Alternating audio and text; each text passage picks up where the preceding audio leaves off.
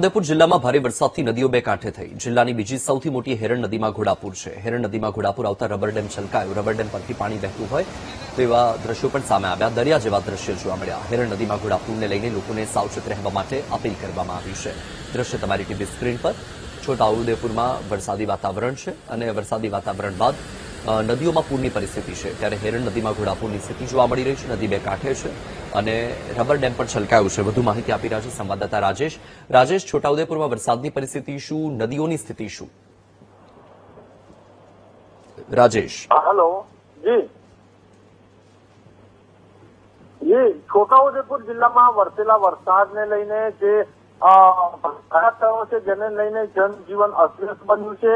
જો વાત કરવામાં આવે તો નસવાડી તાલુકામાં વધારે વરસાદ છે. અશ્વિની નદી જે ગાંડીતુર બની છે જેને લઈને આજુબાજુના વિસ્તારમાં જે નસવાડીના વિસ્તાર છે તેમાં પણ પાણી ફરી વળ્યા છે. નસવાડીના લોકો છે એ પારાવાર મુશ્કેલીઓનો સામનો કરી રહ્યા છે. જી વત્સલ. જી બિલકુલ, માહિતી બદલ આભાર.